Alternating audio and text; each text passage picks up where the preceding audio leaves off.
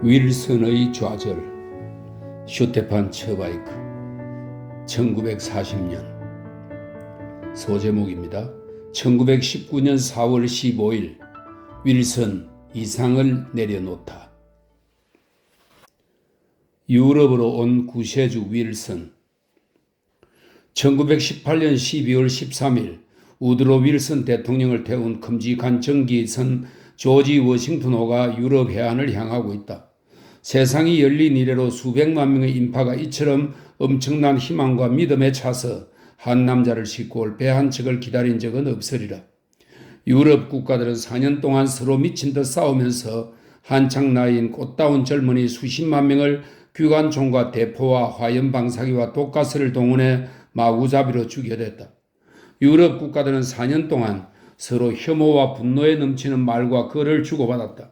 그러나 이들은 몹시 흥분한 와중에서도 자신들이 벌이는 일과 내뱉는 말이 부조리하며 20세기를 욕되게 하고 있다는 내부의 은밀한 목소리를 잠재울 수는 없었다.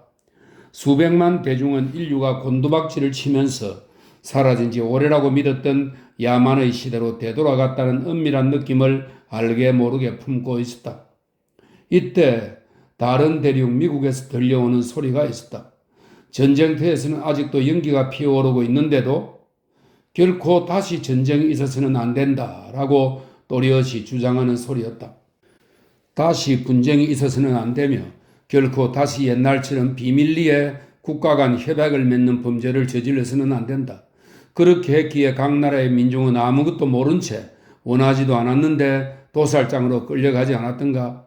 그런 일이 없도록 개선된 새로운 세계 질서를 창출해야 한다.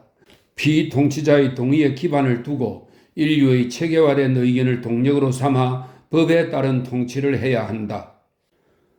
놀랍게도 수많은 나라들이 즉시 이 소리를 이해했다.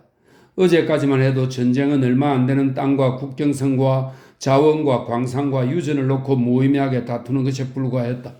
그런 전쟁이 돌연 고귀하다 못해 거의 종교적인 의미를 얻게 되었다. 전쟁은 영원한 평화를, 법과 휴머니티가 넘치는 메시아의 제국을 가져다 주기 위한 것이 되었다. 벼랑간 수백만 명이 피를 흘린 것이 헛된 일만은 아닌 듯이 보였다. 이 시대가 고통을 겪은 까닭은 다시는 그런 고통이 우리가 사는 땅에 오지 않게 하기 위해서가 아니던가.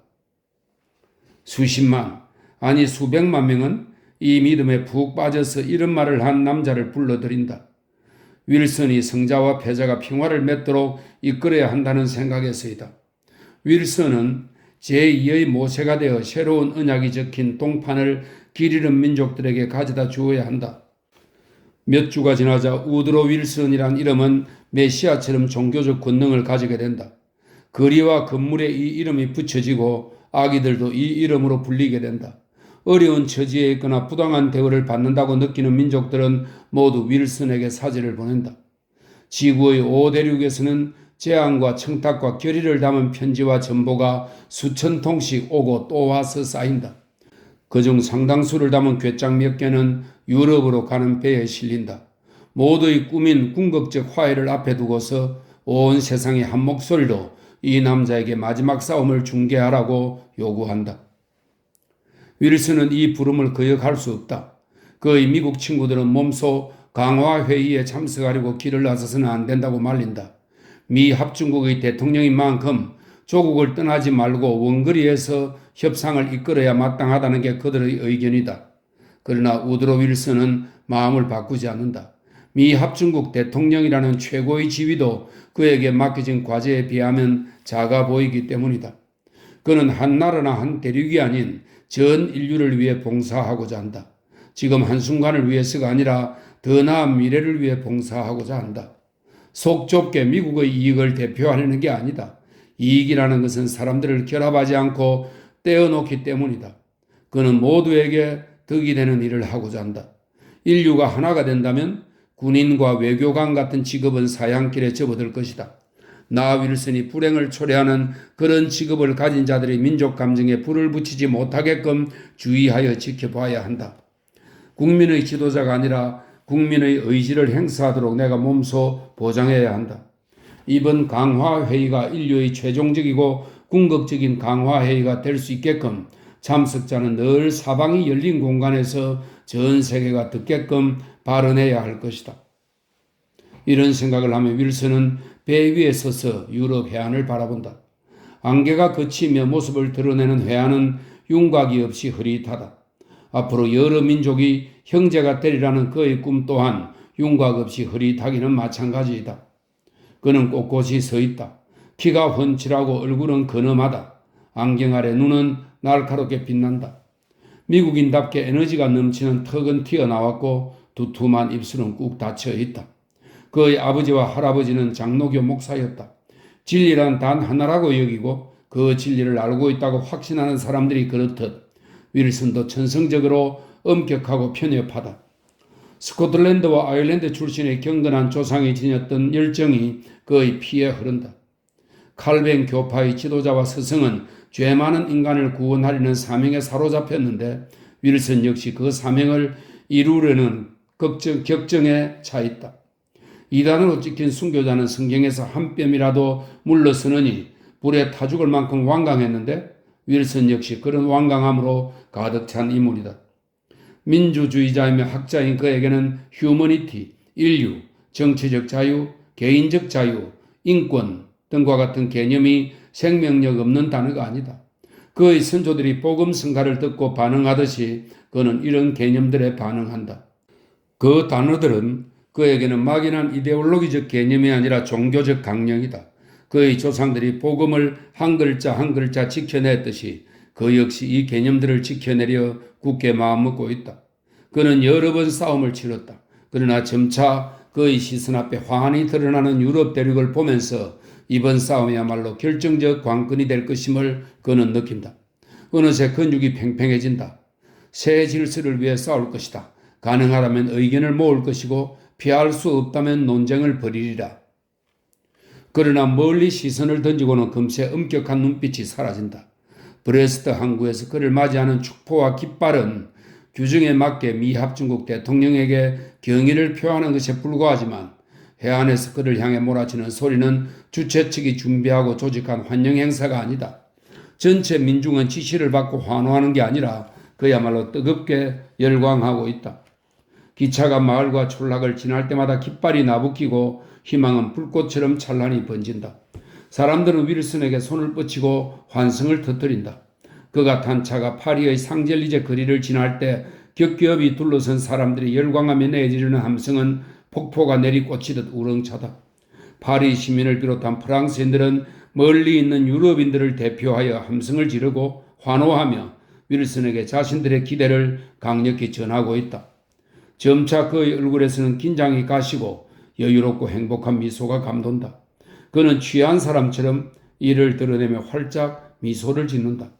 그러고는 전 세계 사람들에게 인사를 건네리는 듯 모자를 벗어들고 오른쪽 왼쪽으로 흔든다. 그래, 몸소 온 건 잘한 일이었어. 살아 숨쉬는 의지만이 경직된 법을 이겨낼 수 있으니까. 파리 시민들은 이처럼 행복하고 인류는 희망에 벅차 있다. 모든 이가 영원히 행복하고 기뻐하는 세상을 만들어야 하지 않겠는가? 하룻밤을 조용히 쉬고 나서 내일 세계의 평화를 선사하는 일을 시작하자. 이 세계는 수천 년 전부터 평화를 꿈꾸었으니 나는 이제 그 속세의 인간이 이룬 업적 중 최고의 업적을 이루게 될 것이다. 영원한 평화냐, 현실적 평화냐.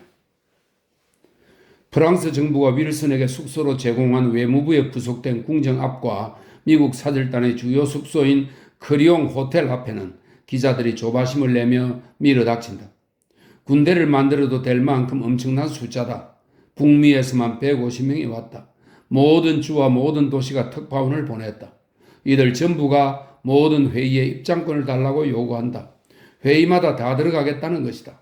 주최 측이 온 세상의 모든 것을 투명하게 공개하겠다고 못 박듯 약속했기 때문이다. 이번에는 비밀회의나 비밀협정 같은 것은 결코 있을 수 없다. 14개 조항, 이 14개 조항에 대한 설명이 있습니다. 제1차 세계대전이 끝나기 전인 1918년 1월 8일 윌슨이 국회 영설에서 밝힌 평화원칙 선언이다. 14번째 원칙은 이른바 민족 자결주의를 다루고 있다. 14개 조항의 첫 번째 문단은 정확히 이렇다.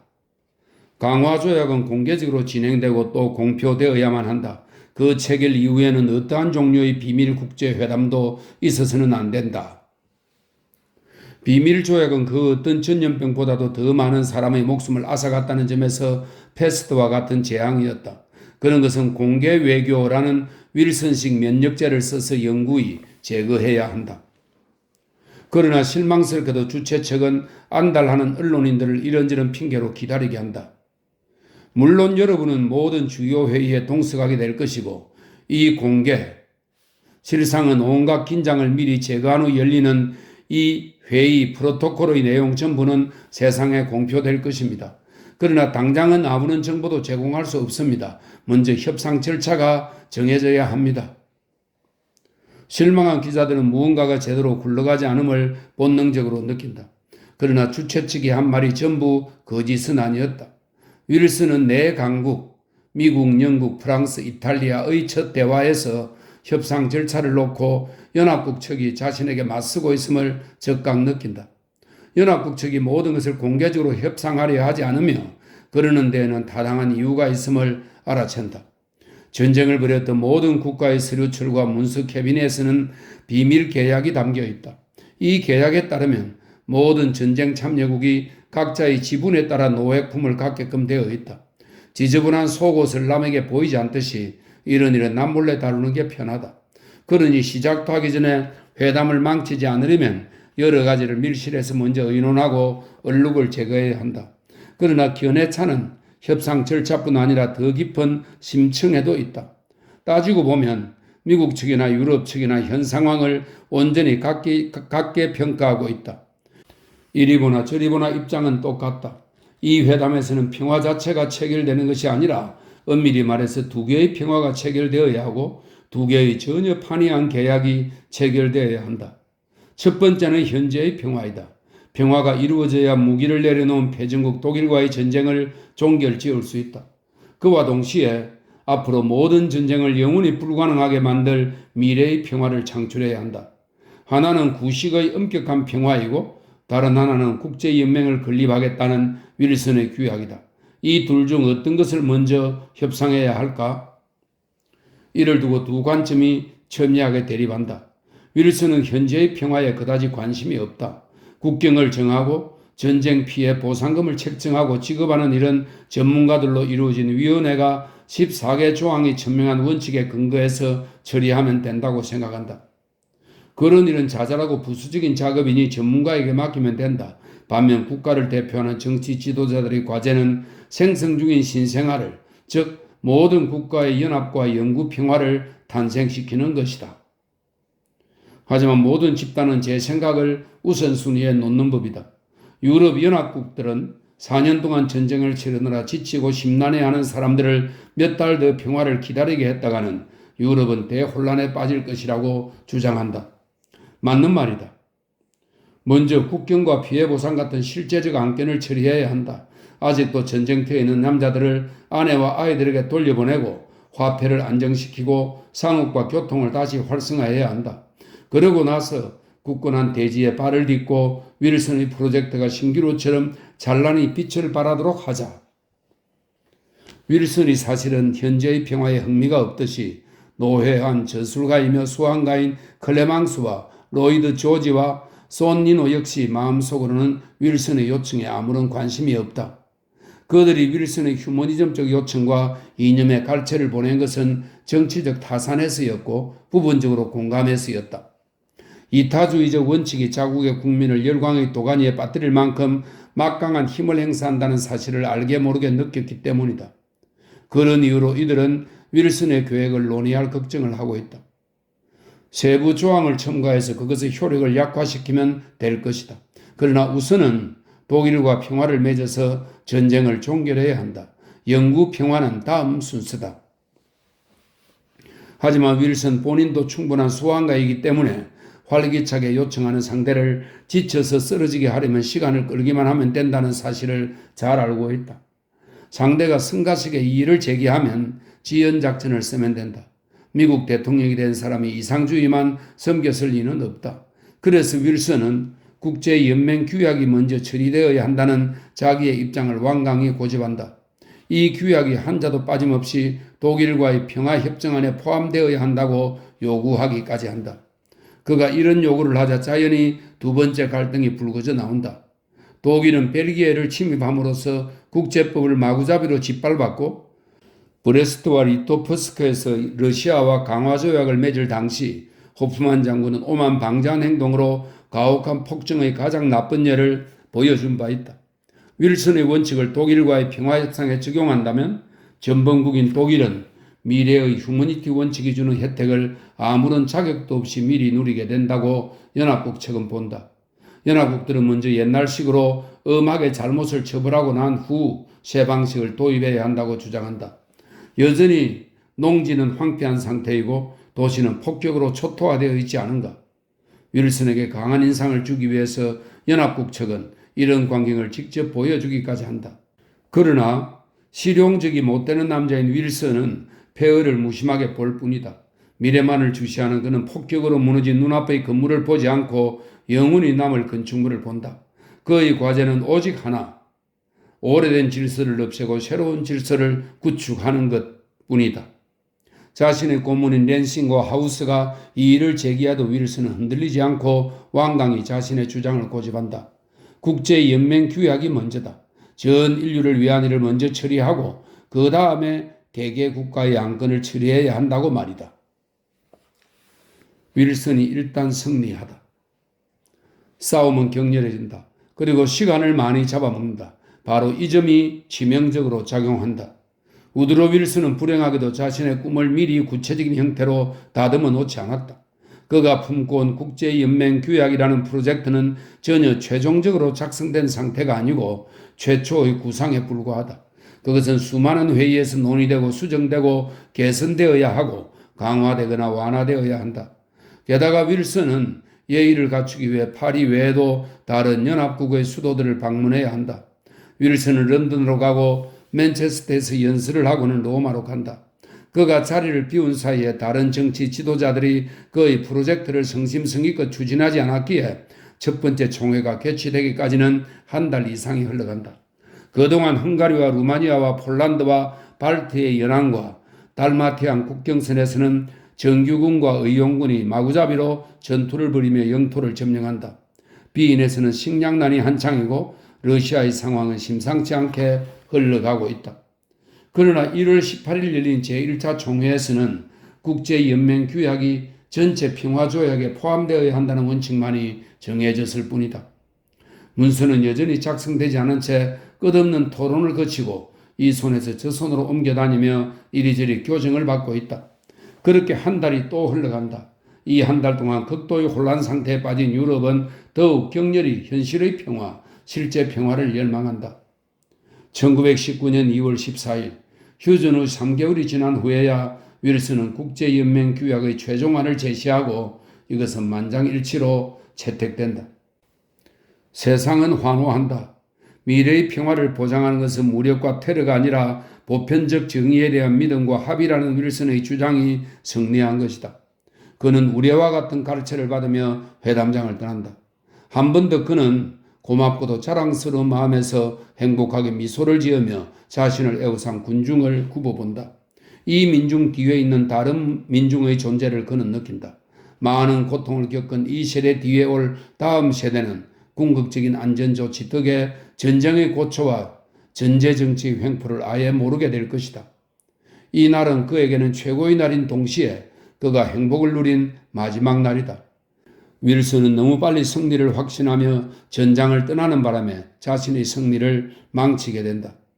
다음 날인 2월 15일 그는 미 국민과 유권자들에게 영구 평화라는 위대한 헌장을 제시하기 위해 미국으로 떠난다. 그러고 나서 다시 돌아와 궁극적인 강화 조약을 체결하려는 것이다. 미국의 입장. 조지 워싱턴호가 브레스트에서 출항하자 다시금 축포가 울려 퍼진다. 그러나 몰려든 인파는 지난번보다 수가 적고 반응도 미적지근하다.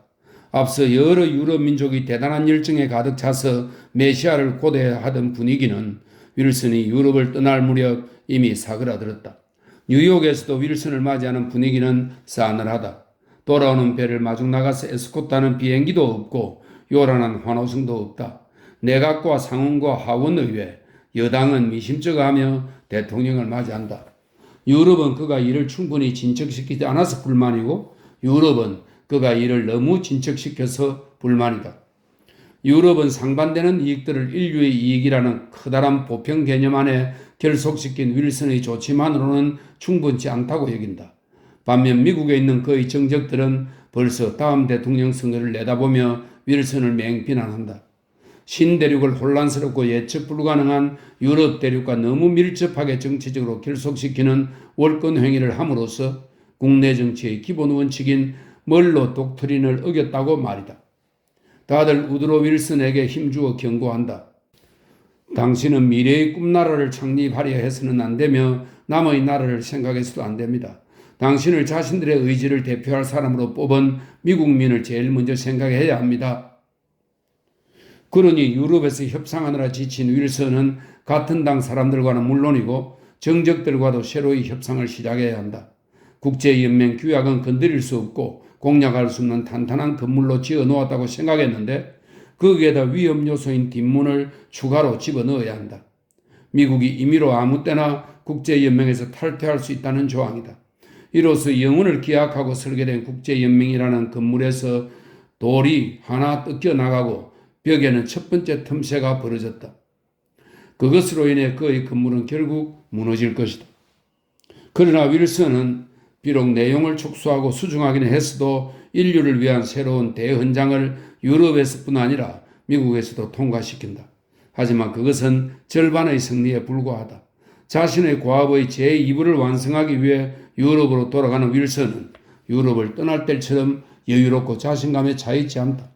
배는 다시 브레스트 항으로 들어간다. 희망에 찬 시선으로 해안을 보던 건 이미 지난 일이다. 몇 주 동안 실망스러운 일을 겪은 탓인지 그는 부쩍 늙고 지쳐있다.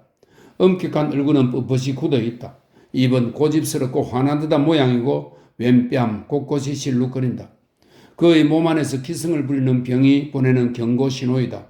담당 의사는 기회가 있을 때마다 그에게 몸을 아끼라고 거듭 충고한다. 새로운 싸움이 그를 기다리고 있고 아마 그것은 더욱 혹독해질 것이다.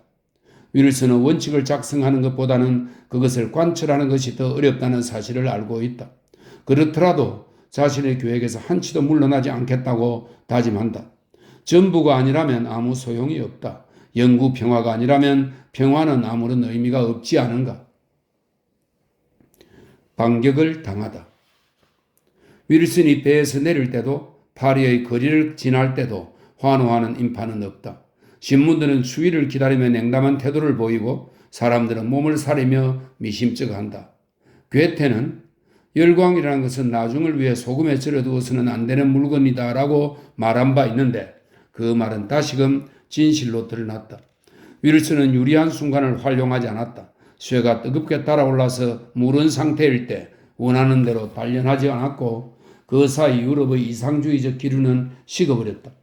그가 없던 한 달 동안 모든 것이 변해버렸다. 윌슨과 같은 시기에 로이드 조지는 회담장을 떠나 휴가를 갔고 클레망소는 자객의 총알에 다쳐서 2주간 업무를 볼 수가 없었다. 지키는 사람이 없던 이 시기를 틈타서 사적 이익을 대표하는 이들이 여러 위원회의 회의장에 밀고 들어왔다. 가장 열심히 활약해서 가장 큰 위험이 된 집단은 군대였다. 원수와 장군 모두는 4년 동안 관심을 듬뿍 받았고 수십만 민중은 그들이 기분 내키는 대로 하는 말과 결정을 고분고분 따랐다. 그런 만큼 고위 군인들은 겸손히 물러날 생각은 꿈에도 하지 않는다. 국제연맹 규약은 군 복무의 의무와 기타 일반 병력 의무를 철폐할 것을 주장하면서 이들의 권력수단이 군대를 없애려 하고 그럼으로써 이들의 존재를 위협하고 있다. 그러니 군인이라는 직업을 무의미하게 만들려는 영구평화라는 짓거리를 확실히 뿌리 뽑거나 힘을 못쓰게 만들어야 한다. 이들은 윌슨식의 군비 축소 대신에 군비 확장을 요구한다. 초국가적 해결 대신에 새로 국경을 정하고 각국이 이를 보정할 것을 요구한다. 한 나라의 안녕을 보장하려면 공상의 산물에 불과한 닐슨의 14개조를 무시한 채 자국의 군대를 무장하고 적국의 군대를 무장 해제해야만 한다는 게 이들의 논지이다. 군국주의자 뒤에는 군수산업을 운영하는 사업가들과 피해 배상금을 듬뿍 받으려는 중개인들이 목소리를 높인다. 외교관들 모두는 자신의 조국의 영토를 늘리려는 마음을 품고 있는데 이제 적대당파로부터 압박을 받게 되면서 점점 더 동요한다. 누군가가 공론을 조성하는 금반 몇 개를 솜씨 좋게 눌러대면 유럽 신문 전체가 온갖 언어로 똑같은 주제를 다양한 형태로 변주하고 미국 언론은 여기에 가세한다. 윌슨은 환상에 빠져서 평화를 늦추고 있다. 그가 말하는 유토피아는 그 자체로는 칭송할 만한 것이고 이상적 정신으로 가득하지만 유럽의 안정을 저해하고 있다. 지금은 도덕에 관해 숙고하며 도덕군자처럼 상대를 배려하느라 시간을 낭비할 때가 아니다. 즉시 평화조약을 맺지 않으면 유럽은 혼란에 빠질 것이다. 불행히도 이런 비난은 아주 근거 없는 것이 아니다. 윌슨은 수백 년을 내다보며 계획을 세웠기에 유럽의 여러 민족과는 다른 척도로 시간을 재고 있다. 천년에 걸친 꿈을 실현하려는 사명을 품은 사람에게는 4-5달은 별것 아니다. 그러나 그동안 어두운 권력에 의해 조직된 의용군이 동유럽으로 밀려와서는 영토를 점령하고 있다. 몇몇 지역 전체는 아직도 어느 국가에 소속되어 있는지 앞으로 어디에 소속될지 모르는 판국이다. 독일과 오스트리아 사제는 넉 달이 지난 지금도 회담에 참여하지 못한다. 아직도 국경선이 모호한 까닭에 여러 민족은 불안해한다. 절망한 나머지 내일은 헝가리가, 모레는 독일이 볼셰비즘에 합류할 것이라는 징후가 뚜렷이 보인다. 그러니 신속히 결론을 짓고 계약을 맺어야 한다고 외교관들은 다그친다. 그것이 정의로운지 아닌지는 부차적인 문제라는 말이다. 일단은 계약에 장애가 되는 모든 것들을 치워버려야 한다. 지긋지긋한 국제연맹 규약부터 먼저 치워버리자. 윌슨은 파리에 온 지 1시간 만에 자신이 석 달 동안 쌓아올린 모든 것이 자신이 자리를 비웠던 한 달 동안 잠식되었고 이제 무너지기 직전임을 알아챈다. 포슈 원수는 프랑스의 장군으로 제1차 세계대전 당시 연합군 대원수였습니다. 포슈 원수는 국제연맹 규약을 강화조약에서 빼는 것을 거의 관철하다시피 했다. 지난 석 달의 노고는 물거품이 되기 직전이다. 그러나 윌슨은 중대 사항에 관해서는 단 한 발짝도 물러서지 않겠다고 굳게 다짐한다. 다음 날인 3월 15일 그는 국제연맹 규약이 강화조약의 한 부분이라는 1월 25일의 결정은 여전히 변함이 없음을 언론을 통해 공식적으로 선포한다. 이 성명을 통해 독일과의 강화조약을 국제연맹 규약에 근거하지 않고 예전의 비밀계약에 근거해서 체결하려는 시도에 쐐기를 박으려는 것이다. 이제 윌슨 대통령은 방금 엄숙히 민족의 자결권을 존중하겠다고 맹세했던 세력들이 갑자기 자기 몫의 전리품을 챙기려 든다는 것을 너무도 잘 알고 있다. 프랑스는 라인란트와 자를란트를, 이탈리아는 피우메와 달마치아를 차지하려 들고 루마니아와 폴란드, 체코슬로바키아도 제 몫을 챙기려 한다. 윌슨이 여기에 맞서지 않는다면 평화는 다시금 그가 혐오하는 방식, 즉 나폴레옹과 탈레란과 메네르이니의 방식으로 체결될 것이고 그가 제시하고 엄숙히 수용한 원칙에 따라서 체결되지 않을 것이다. 14일에 걸쳐 치열한 싸움이 벌어진다. 윌슨은 자를란트를 프랑스에 넘겨줄 의사가 없다. 자결권이 이런 식으로 돌파구를 찾아버리면 선례가 되어 원칙을 어기는 다른 경우가 속출할 것이라고 여기기 때문이다. 실제로 이탈리아는 프랑스가 뜻을 관철해야 자국의 요구를 관철할 수 있다고 여기기에 회담장을 떠나겠다고 위협한다. 프랑스 언론은 집중 포화를 퍼붓는다. 헝가리로부터 볼셰비전의 파도가 몰아치고 있으니 세상은 곧 볼셰비전에 침몰할 것이라고 연합국 측은 주장한다. 윌슨의 최측근 조언자인 하우스 대령과 로버트 랜싱마저도 점점 반기를 들기 시작한다. 옛 친구들마저도 지금은 세상이 혼란한 상태이니 신속히 강화조약을 체결하고 이상주의적 강령 몇몇을 포기하라고 권한다. 윌슨이 한 목소리를 내는 상대 전선에 맞서는 동안 미국에서는 그의 정적과 경쟁자들이 여론을 부추기며 그를 공격한다. 여러 차례 윌슨은 더는 싸울 기운이 없다고 느낀다. 혼자서 모두를 상대로 오래 버틸 수는 없기에 자신의 의지를 관철하지 못한다면 회담장을 떠날 작정이라고 한 친구에게 고백할 정도이다. 모두를 상대로 싸우던 그를 결국은 마지막 적이 덮친다. 그의 몸에 도살이 내부의 적이다. 4월 3일 잔인한 현실과 미완의 이상이 벌이는 싸움이 최고점에 이른 무렵 윌슨은 뜨는 똑바로 서지도 못할 지경이다. 63세 노인은 인플루엔자에 걸려서 휴식을 취해야 한다. 그러나 상황이 너무도 급하게 돌아가는 바람에 열병 환자조차도 쉬지를 못한다. 캄캄해진 하늘에 번개가 치듯 파국을 알리는 소식이 닥친다. 4월 5일 공산당은 바이에른에서 정권을 장악하고 뮌헨에서 평유의 공화국을 선포한다. 오스트리아는 인구의 절반이 기아에 시달리는 데다가 볼셰비키가 지배하는 바이에른과 헝가리에 에워싸였으니 언제든 이 추세에 합류할 가능성이 크다. 혼자서 싸우는 시간이 늘어날수록 윌슨은 이 모든 것에 대한 책임을 더 많이 떠맡아야 한다. 사람들은 탈진한 윌슨을 침대 머리맡까지 찾아와서 압박한다.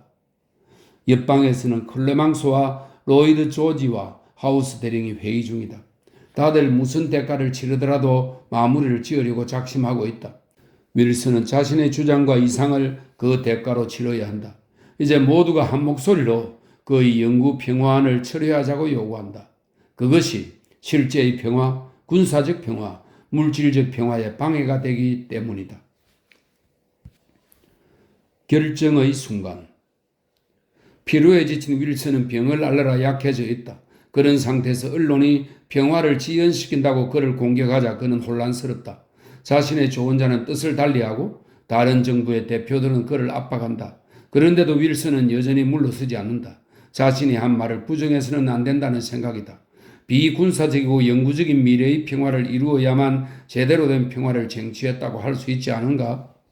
유럽을 구할 수 있는 유일한 방편인 국제연맹을 위해서라면 무슨 짓이라도 해야 하지 않겠는가? 병상에서 일어나자마자 그는 결정적인 승부수를 둔다. 4월 7일 워싱턴의 해양부로 이런 전보를 보낸 것이다. 조지 워싱턴호가 프랑스의 브레스트 항구를 향해 출항할 수 있는 가장 빠른 시기는 언제이며 브레스트에 도착할 수 있는 가장 빠른 시기는 언제입니까? 대통령은 배가 신속히 출발하기를 바랍니다. 같은 날 온 세상은 윌슨 대통령이 전용선을 유럽으로 출발시켰다는 사실을 알게 된다. 이 소식이 청천벽력처럼 퍼지면서 사람들은 즉시 그 의미를 이해한다.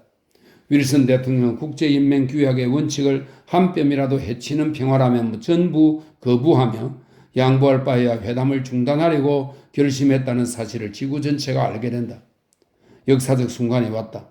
수십 년, 아니 수백 년 동안 유럽과 세계의 운명을 결정지을 순간이다. 윌슨이 회담 자리를 박차고 일어서면 오래된 세계 질서는 무너져 내리고 혼돈이 시작될 것이다. 하지만 그 혼돈에서 새로운 별이 탄생할지도 모른다. 유럽은 초조해하며 전율한다. 다른 회담 참석자들이 이 사태를 책임질 것인가? 아니면 윌슨 자신이 책임질 것인가? 결정적인 순간이다. 정말이지 결정적인 순간이 아닐 수 없다. 이때 우드로 윌슨은 단호히 마음을 굳힌 상태이다. 타협이나 양보는 없다. 냉혹한 평화가 아닌 정의로운 평화라야 한다. 프랑스의 자를란트를 넘겨주지 않을 것이고 이탈리아의 피우메를 넘겨주지도 않을 것이다. 오스만 제국을 조각내지도 않을 것이고 민족을 이리저리 옮기지도 않을 것이다.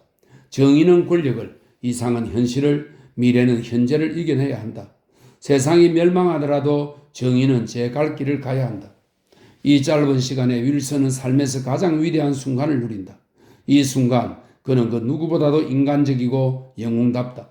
그가 이 순간을 지속시킬 힘이 있다면 그 무엇과도 견줄 수 없는 업적을 이루게 될 것이고 그의 이름은 몇 안 되는 진정한 인류의 벗으로 영원히 남을 것이다. 그러나 이런 위대한 시간에 이어 한 주가 지나간다. 그동안 윌슨은 사방팔방에서 공격당한다. 프랑스와 이탈리아와 영국 언론은 그를 평화 집착증 환자라고 비난한다. 고집스럽게 탁상공론을 벌이느라 평화를 파괴하고 현실 세계를 사사로운 유토피아에 희생시키려는 확신범이라고 말이다. 모든 희망을 윌슨에게 걸었던 독일마저도 볼셰비키가 바이에른을 장악하자 당황해하며 등을 돌린다. 조언자인 하우스 대령과 렌싱 역시 윌슨이 결정을 바꾸어야 한다고 그를 압박한다. 며칠 전만 해도 국무장관 더멀티는 워싱턴에서 전보로 윌슨을 격려했다. 대통령 각하가 과감한 조치를 해야만 유럽과 세계를 구할 수 있을 것입니다. 그랬던 그가 윌슨이 과감한 조치를 하자 역시 워싱턴에서 이런 전보를 친다. 물러나는 것은 대단히 어리석은 일이며 미국과 외국의 위험을 불러올 수 있습니다. 대통령 각하는 회담이 중단된 것에 대한 책임을 져야 할 것입니다. 이 시점에서 물러나는 것은 탈영행위라 할 수 있습니다. 이처럼 반대 세력이 한 목소리로 그를 몰아붙이자 윌슨은 당혹감과 절망감에 빠지고 확신을 잃은 채 주변을 둘러본다. 그의 편은 아무도 없다. 회의장에 있는 모두가 그에게 반대한다. 그의 참모진도 마찬가지다. 멀리서 수백만이 넘는 목소리가 그에게 버티라고 뜻을 굽히지 말라고 간청하지만 그는 보이지 않는 이 목소리들을 듣지 못한다. 그가 자신이 위협한 대로 회의장을 박차고 나왔더라면 영원히 이름을 남겼을 테고 그가 자신에게 충실했더라면 그의 미래에 대한 이념은 항상 되새겨야 할 계명으로 남았을 테지만 그는 이를 예감하지 못한다. 그가 욕망과 정오와 무지로 똘똘 뭉친 권력에 안 된다라고 통고한다면 이 말에서 얼마나 많은 창조적 힘이 솟구칠지를 예감하지 못한다. 자신이 혼자이며 최후의 책임을 떠맡기에는 약한 존재라는 사실만을 느낄 뿐이다. 그래서 윌슨은 비극적이게도 점차 수그러들며 고집을 꺾는다. 하우스 대령의 교량 역할을 떠맡는다. 타협이 이루어지고 8일 동안 국경을 두고 흥정이 벌어진다. 마침내 윌슨은 4월 15일 무거운 마음으로 양심의 가책을 느끼며 클레망소의 군대식 요구를 받아들인다. 역사상 암울한 날이었다. 이 요구는 상당히 완화된 것이기는 하다. 자를란트는 영원히 프랑스 소유가 되는 것이 아니고 15년 동안만 프랑스에 귀속되기로 한다. 이제껏 타협하지 않던 사람이 처음으로 타협을 한 셈이다. 다음날 아침 파리 언론은 마술에 걸린 듯 분위기를 싹 바꾼다. 어제만 해도 윌슨을 평화의 회방꾼, 세계의 파괴자라고 욕하던 신문들은 그를 세계에서 가장 현명한 정치 지도자라고 칭찬한다. 그러나 윌슨에게는 이런 칭찬이 비난처럼 마음 깊숙이를 후벼 판다. 윌슨은 자신이 어쩌면 정말로 평화를 구했다고 생각한다. 그러나 그가 구한 것은 이 시간의 평화일 뿐이다. 화해의 정신에 근거한 지속적인 평화야말로 유일한 구원이건만 그는 그것을 놓치고 망쳤다. 억지는 상식에게, 열정은 이성에게 승리를 거두었다. 세계는 시대를 뛰어넘는 이상에 도달하는 과업을 이루지 못했다. 지도자이고 선구자인 윌슨은 가장 중요한 전투에서 패배했다. 자신을 상대로 벌인 전투에서 진 것이다. 마지막 글입니다. 윌슨의 타협, 그 대가. 윌슨이 이 운명의 순간에 했던 행동은 옳은 걸까? 아니면 틀린 걸까? 누가 판단을 내릴 수 있겠는가? 어찌됐건 이 역사적인 돌이킬 수 없는 날에 수십 년, 수백 년까지 영향을 미칠 결정은 내려졌다. 그리고 우리는 이 결정의 대가를 우리의 피로 치르고 있다. 절망하며 무기력하게 헤매며 대가를 치르고 있는 것이다. 윌슨은 지금껏 최고의 도덕적 위력을 지니고 있었지만 이날부터 그 위력은 치명상을 입는다. 그의 명망이 사라지면서 그가 지녔던 힘도 사라진다. 한 번 양보를 한 사람은 더는 멈추지 못한다. 타협하고 나면 어쩔 수 없이 계속 새로이 타협해야 한다. 거짓은 거짓을 낳고 폭력은 폭력을 낳는다. 윌슨이 전체로서 구상한 영원한 평화는 불완전한 형상을 한 채 미완성으로 남는다. 미래를 생각하며 만들어지지 않았기 때문이며 휴머니티의 정신으로부터 이성이라는 순수 물질로부터 생겨나지 않았기 때문이다. 단 하나뿐인 기회를, 어쩌면 역사에서 가장 운명적인 기회를 한심하게 그르친 것이다. 실망한 세상은 신에 대한 믿음을 잃고는 막막하고 혼란스러울 뿐이다. 얼마 전 세계의 구세주로 환영받던 사람은 고국으로 돌아간다. 그를 구세주로 여기는 사람은 이제 아무도 없다. 지치고 병든 언제 죽을지 모르는 남자일 뿐이다. 그를 환호하는 인파는 없다. 떠나는 그를 향해 깃발을 흔드는 이도 없다. 배가 유럽 해안에서 멀어지자 패배자는 등을 돌린다. 우리 유럽을 수천 년 내내 평화와 단합을 갈망하면서도 이뤄내지 못한 그 불행한 땅을 뒤돌아보지 않으려는 것이다.